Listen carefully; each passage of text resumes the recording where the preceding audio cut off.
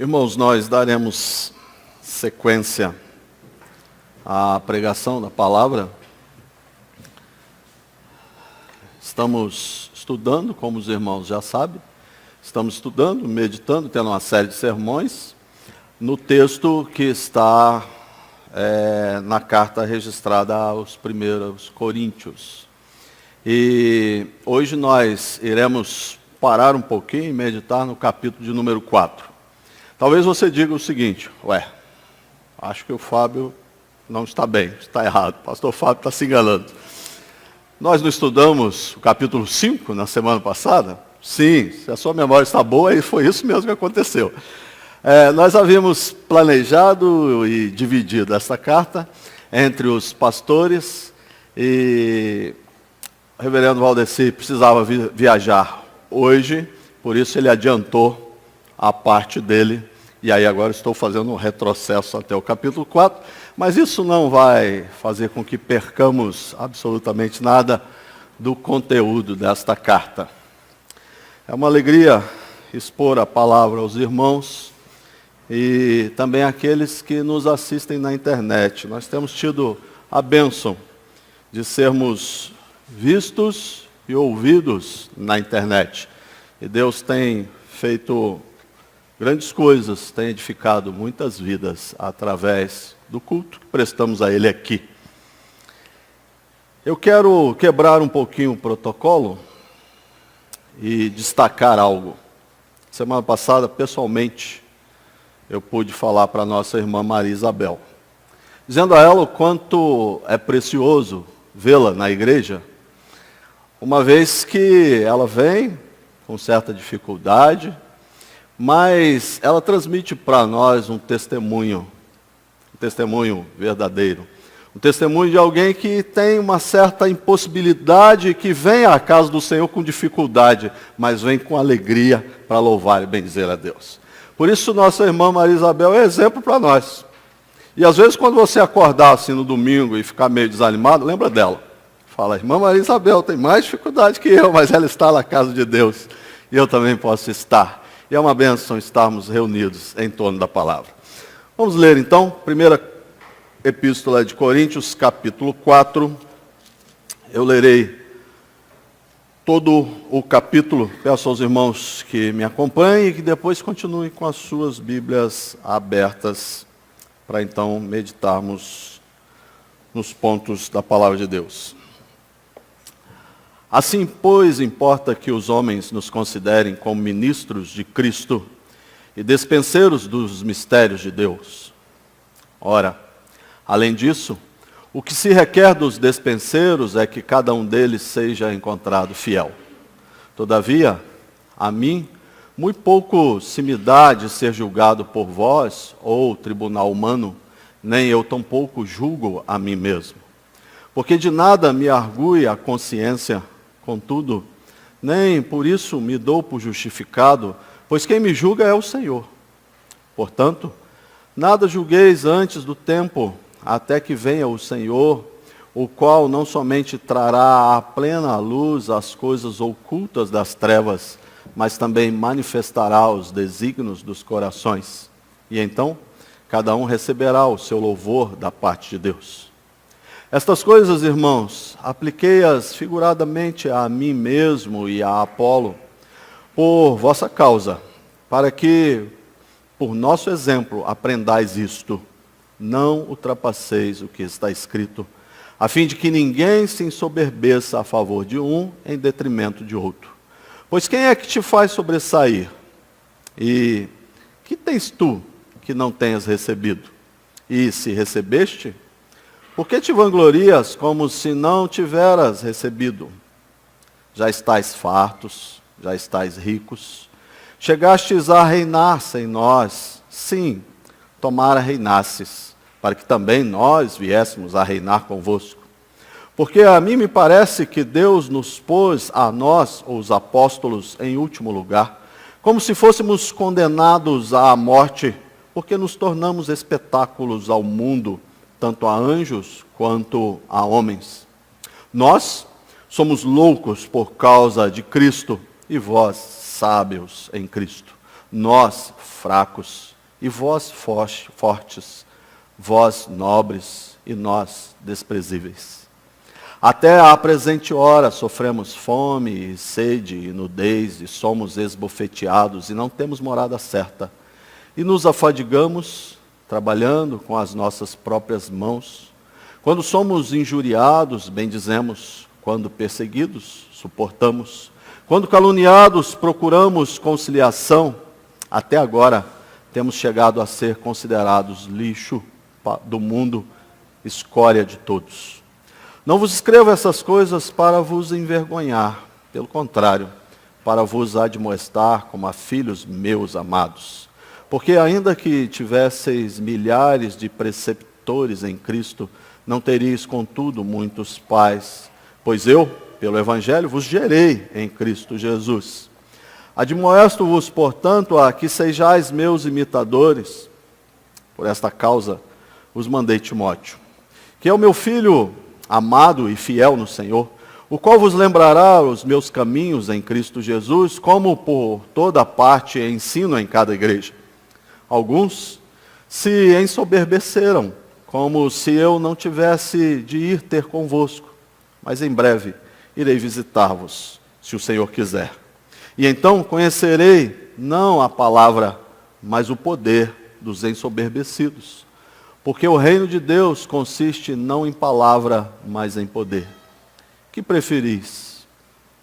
Irei a vós outros com vara ou com amor e espírito de mansidão? Pai, tua palavra foi lida. Que o teu próprio Espírito ilumine a nossa mente.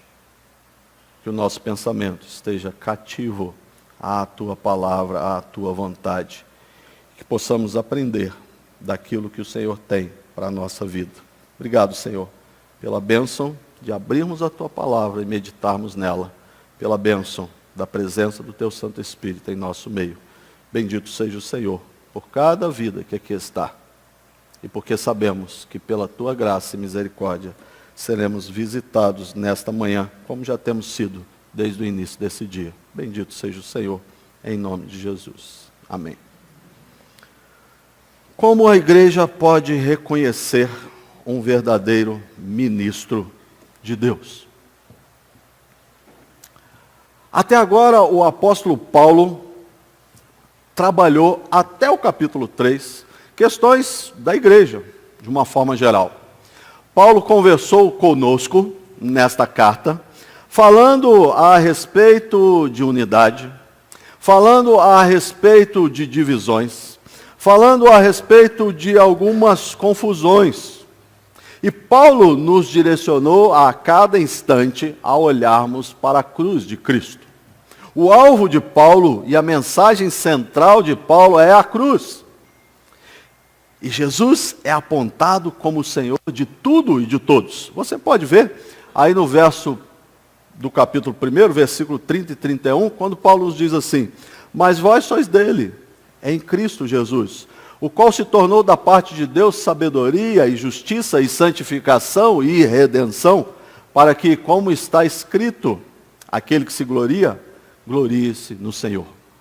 Paulo tratou de partidos, Paulo tratou de desunião, Paulo tratou de falta de sabedoria. Mas a partir do capítulo 3, versículo 10 até o capítulo 4, versículo 21, que nós lemos agora, Paulo muda um pouco o foco, Paulo muda um pouco a sua direção, e ele passa a falar mais direcionada aos homens, aos ministros da palavra, àqueles que são líderes na igreja de Deus, aqueles que levam o povo de Deus às verdades eternas de Deus. Cabe aos ministros ministrar a palavra. Cabe aos ministros alimentar a família de Deus. Cabe aos ministros conduzir os bebês espirituais à maturidade. Cabe aos ministros plantar a semente da palavra de Deus. Cabe aos ministros olhar profundamente os mistérios da palavra e trazer à tona e edificar a vida da igreja e edificar a vida do povo de Deus. É um alto privilégio, irmãos, pregar a palavra de Deus. É um alto privilégio, uma alta responsabilidade transmitir e instruir o povo de Deus na palavra do Senhor. Talvez isso em algum momento tenha até pesado no coração de Paulo, porque quando nós vamos lá à segunda epístola de Coríntios, no capítulo 3, no capítulo 2, versículo 16, ele diz assim: quem, porém, é suficiente para estas coisas?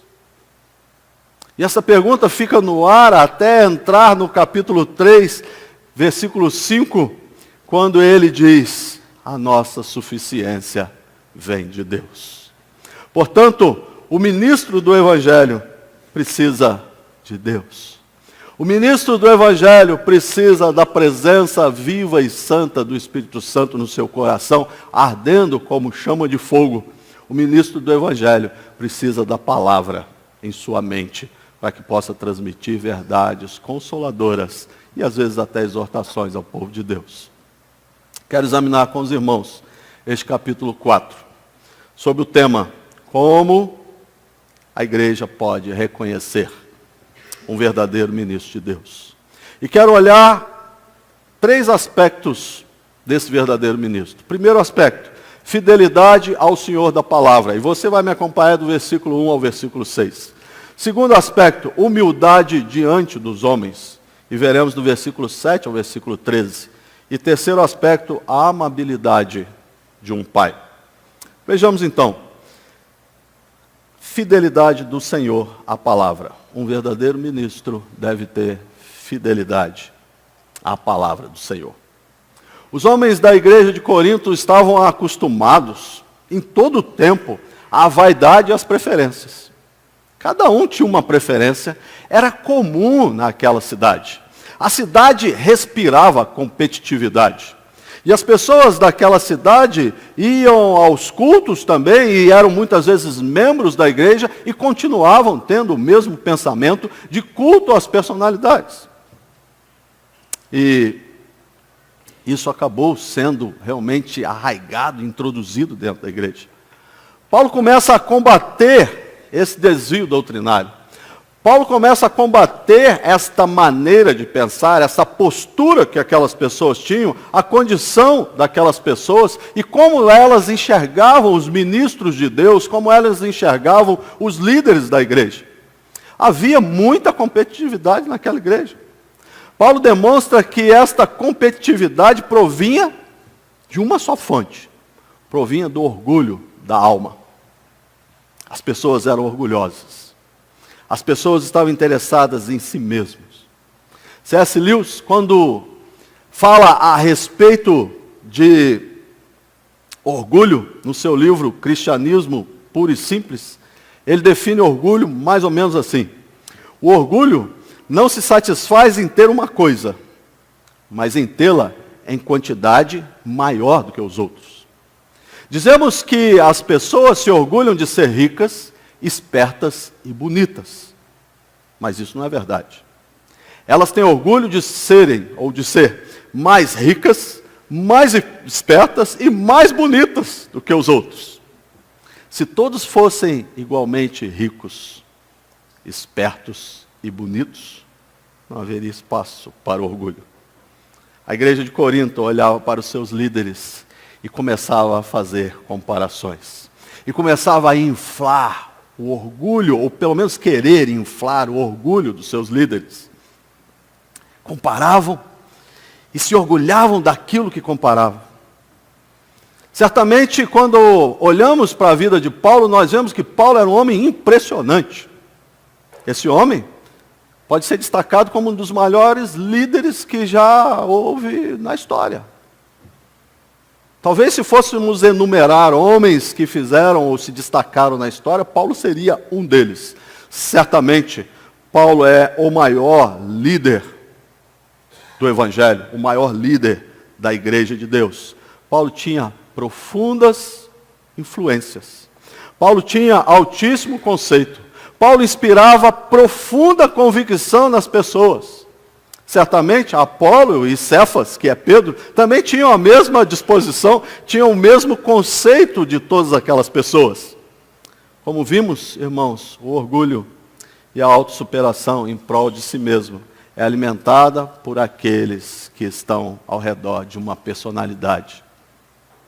E muitas vezes, nós que alimentamos isso, também somos culpados do pecado de muitos homens de Deus, que se inflam de orgulho por causa do próprio povo de Deus. Se esse ciclo não for parado, ele não terá fim. O orgulho puxa mais orgulho, a vaidade puxa mais vaidade, as comparações puxam mais comparações e as coisas não terão fim. Vejamos um exemplo público de orgulho e autossuperação. E falo esse exemplo porque esse exemplo é público, como acabei de dizer, e está na revista Vogue nos Estados Unidos. É a cantora Madonna. Ela demonstra conhecer muito bem a si mesma. E ela demonstra conhecer muito bem esse ciclo vicioso do orgulho no coração do homem.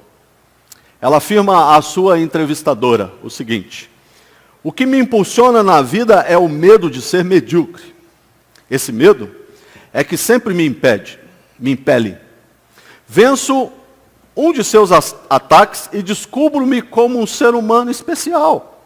Mas logo continuo me sentindo medíocre e insuficiente e desinteressante. A menos que eu faça outra coisa espetacular. Apesar de ter me tornado alguém, ainda tenho que provar que sou alguém. Minha luta não terminou e acho que nunca terminará. É isso.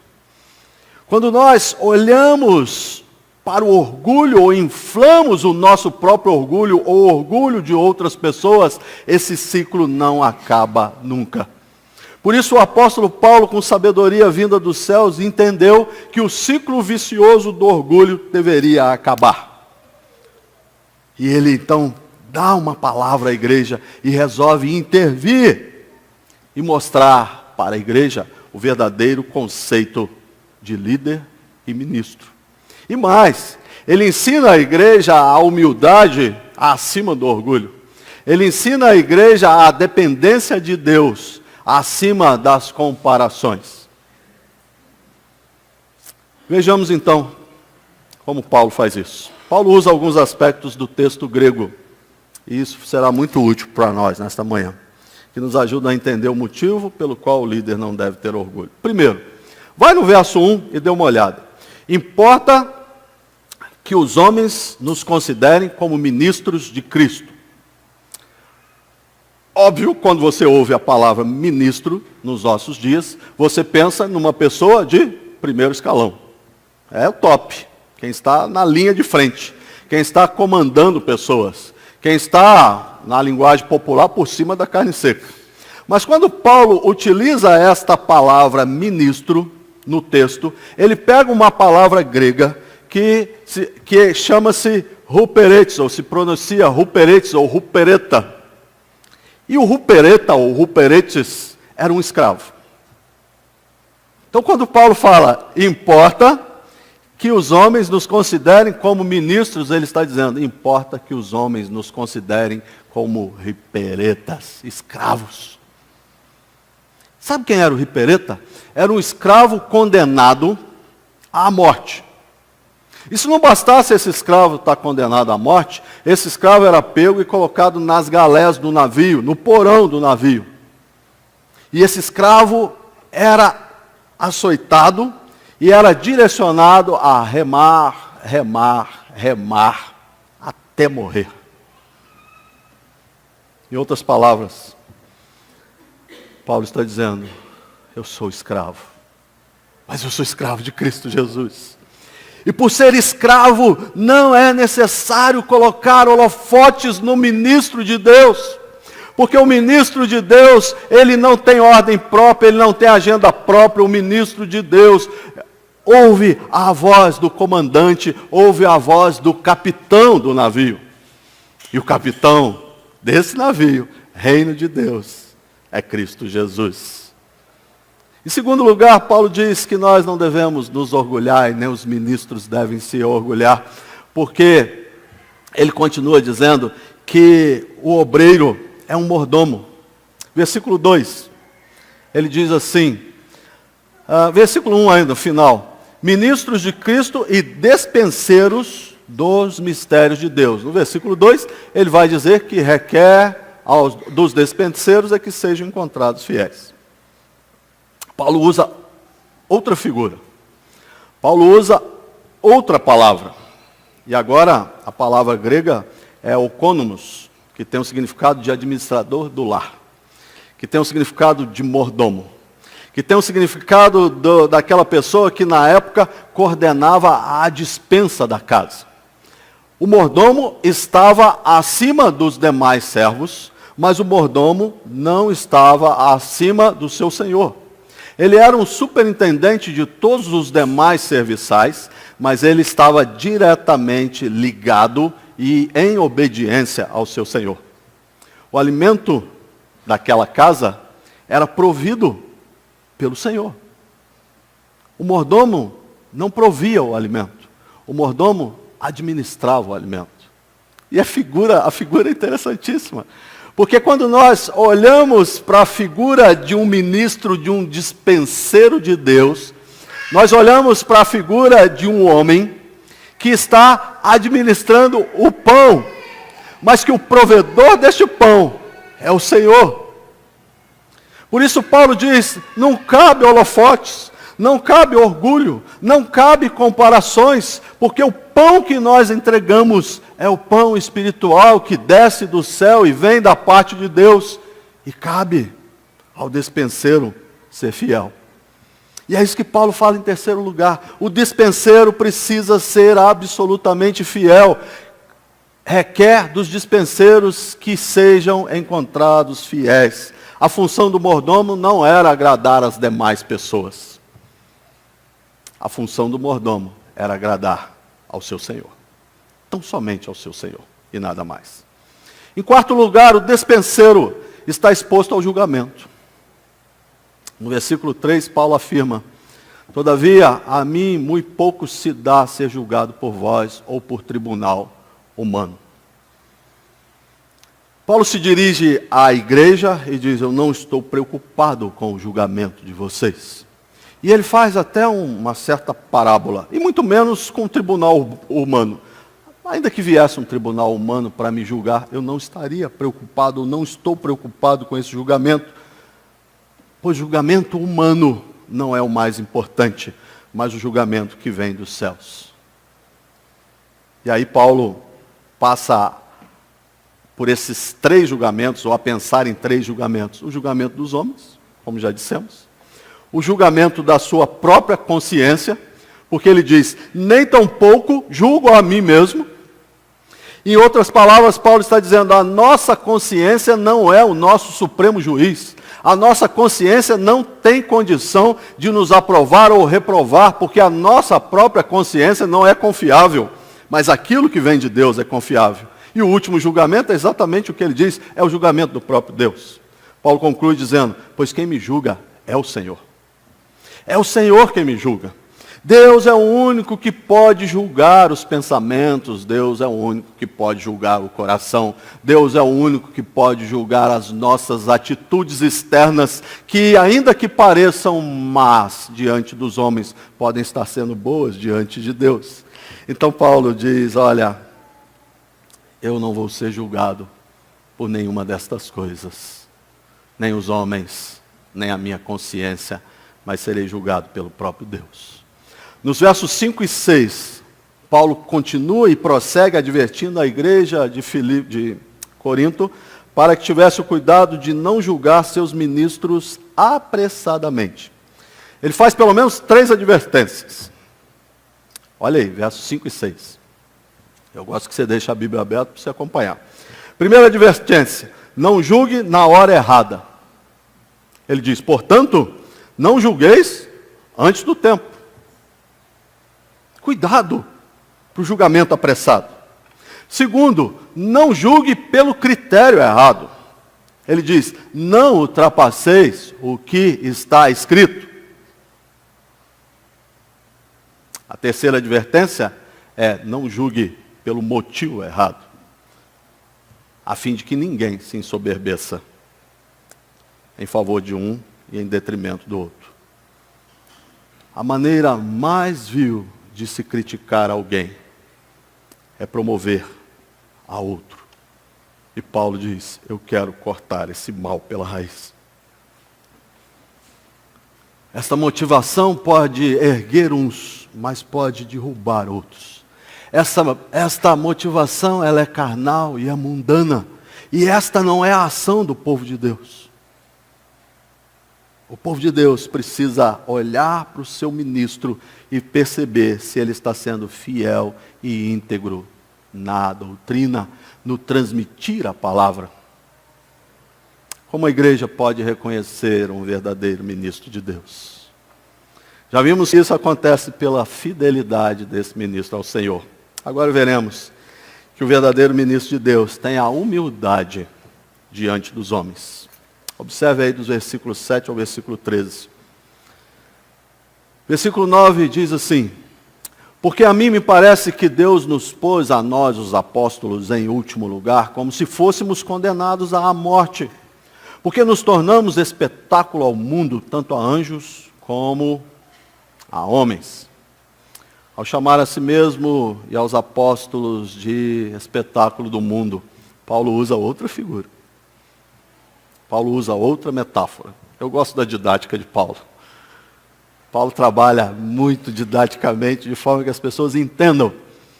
E ele diz assim: o governo, em outras palavras, lógico, o governo promove jogos, promove competições, o governo promove lutas para que as pessoas fiquem um pouco mais pacificadas.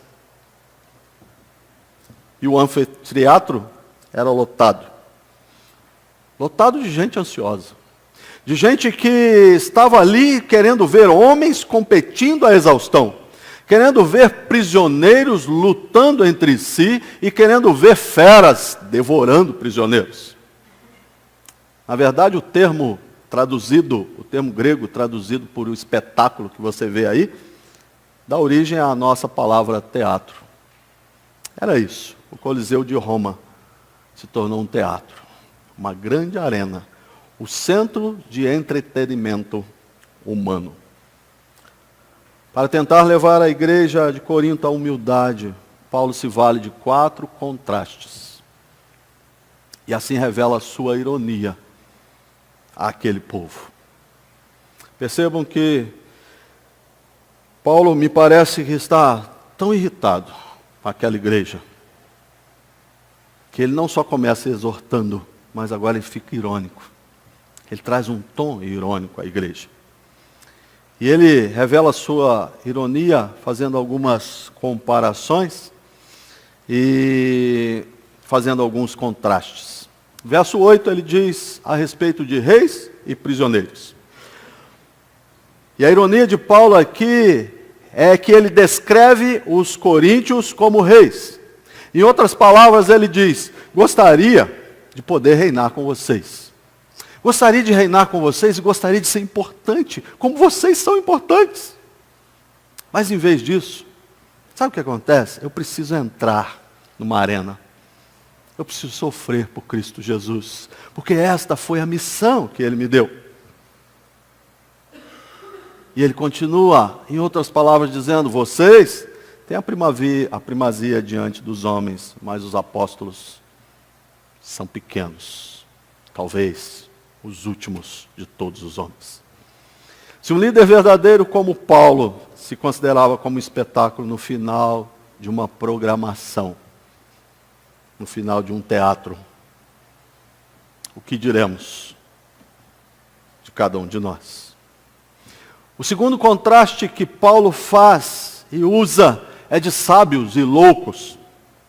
Verso 10. Paulo era louco segundo o critério dos homens de Corinto. Imagina. Paulo havia abandonado seu status. Paulo havia abandonado a sua condição financeira. Paulo havia abandonado a sua posição, as vantagens que ele tinha no meio dos fariseus, no meio do judaísmo e se colocado como servo. Os coríntios não admiravam isso. Porque os coríntios se consideravam sábios aos seus próprios olhos. E os coríntios gostavam de admirar homens que tinham sucesso. Verdadeiros homens de sucesso. Então, Paulo, aos olhos dos coríntios, era desprezível. Assim como Apolo, assim como Cefas, porque na realidade, quando nós vemos que parece que eles estão exaltando uns aos outros, eles estão colocando um contra o outro. Esta é a verdade que estava acontecendo. E Paulo nos lembra no capítulo 3, versículo 19, já passamos por ele, porque a sabedoria deste mundo é loucura diante de Deus. A sabedoria deste mundo é loucura diante de Deus. O mártir do cristianismo, Jim Elliot, disse: não é tolo aquele que dá o que não pode reter, para ganhar o que não pode perder. Não é tolo aquele que dá o que não pode reter, para ganhar aquilo que não pode perder. O terceiro contraste que Paulo faz está ainda no verso 10, e ele faz um contraste entre fortes e fracos. E ele diz: nós fracos e vós fortes. A igreja de Corinto achava que ela era forte e poderosa. Tinha um alto conceito de si mesmo, como algumas igrejas lá do Apocalipse. E Jesus falou: vocês não são nada disso. E Paulo mostra que aquele conceito era como uma cortina de fumaça. Porque o próprio apóstolo Paulo é que havia ensinado àquela igreja todas as coisas que ela sabia, e se ela sabia alguma coisa, realmente era devido à intervenção de Paulo. O último dos contrastes que Paulo usa está aí, do verso 10 ao verso 13. Honrados e desprezados. Os crentes de Corinto queriam a glória vinda dos homens. Eles consideravam importantes. Mas Paulo lhe diz que os apóstolos não são nobres, mas são desprezados. Paulo diz aos crentes de Corinto que eles não deveriam colocar holofote nos homens, mas o holofote devia ser em Cristo Jesus. Aquele que foi levantado numa cruz. Aquele que era o verdadeiro líder e o verdadeiro Senhor da igreja. E como Jesus foi tratado? Trataram o Filho de Deus, desprezando. Trataram o Filho de Deus, levando-o à cruz. Trataram o Filho de Deus, matando. E é por isso que Paulo chega a uma conclusão. Nós somos iguais a Cristo. Somos como lixo e escória de todos. Não merecemos nada. Como a igreja pode reconhecer um verdadeiro ministro de Deus? Já vimos que isso acontece pela fidelidade ao Senhor.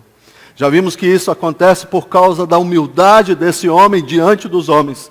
E agora veremos por último que o verdadeiro ministro de Deus traz em seu coração, em suas atitudes, a amabilidade de um pai.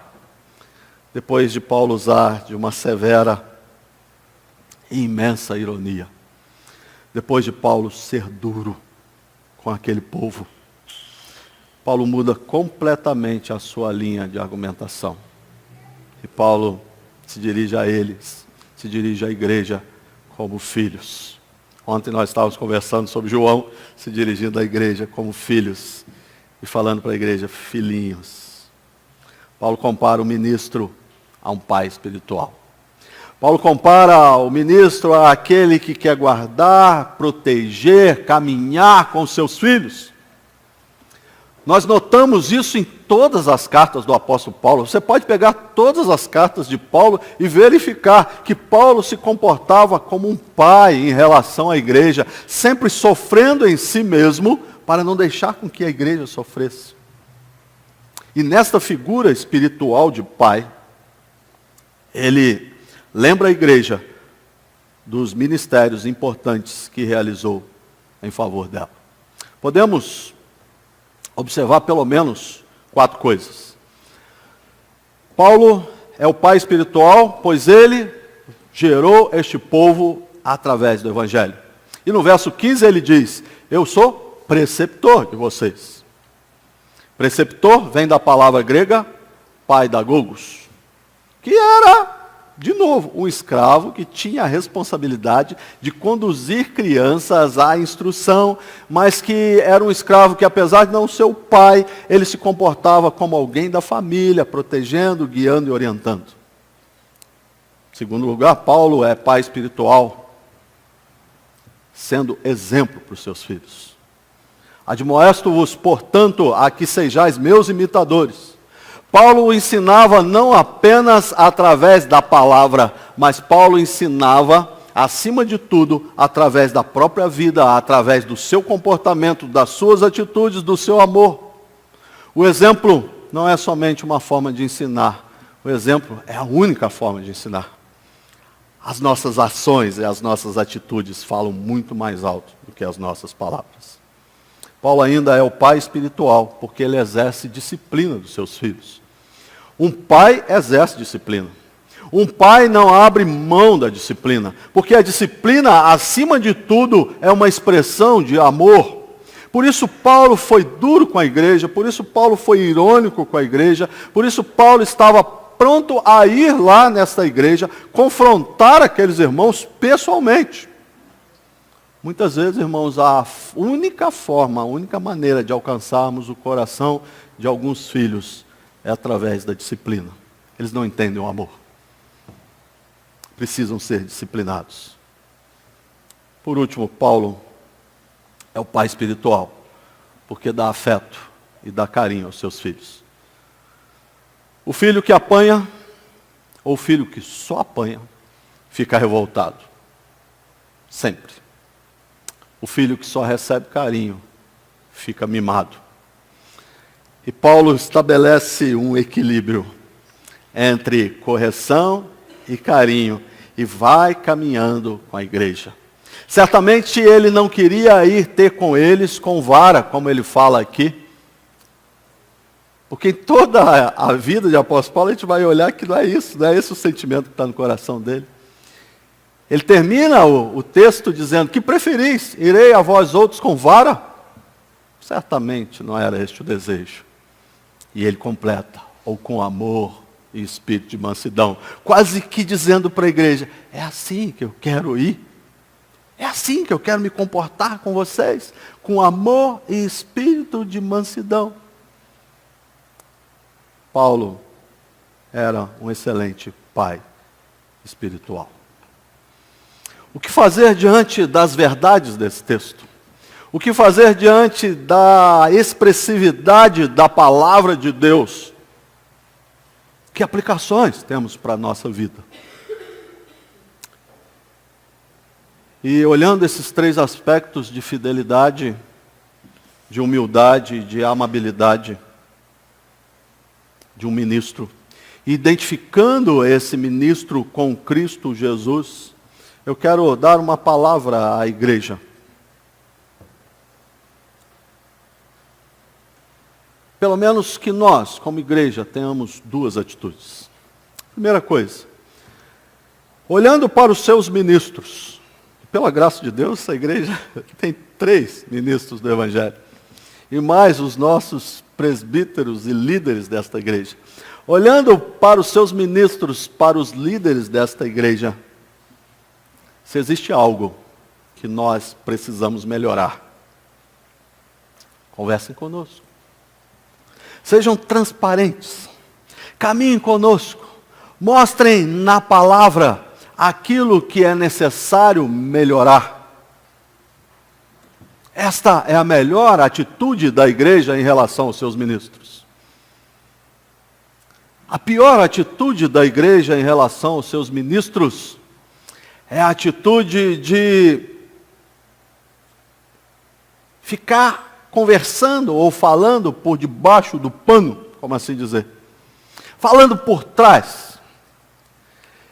Quantas vezes eu já fui em almoços de igrejas, de membros de igreja, não era pastor ainda, se eu fosse não ia falar o que falaram, E, literalmente, os crentes almoçavam o pastor e a família do pastor. Não tinham dó. Falavam mal. Se achavam melhores. Se orgulhavam. E apontavam erros e mais erros e mais erros dos seus pastores.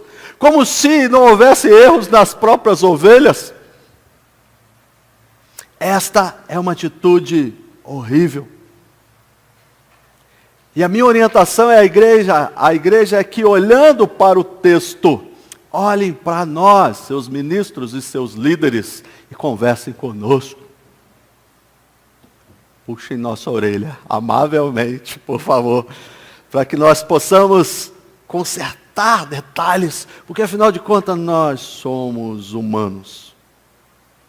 Segunda atitude que a igreja deve ter com seus ministros: orem por nós.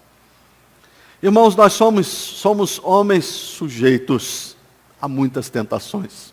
Nós somos homens sujeitos ao orgulho. Esta posição aqui é sujeita ao orgulho. E muitos caíram porque se valeram desta posição e se orgulharam. Continue orando pelos seus pastores.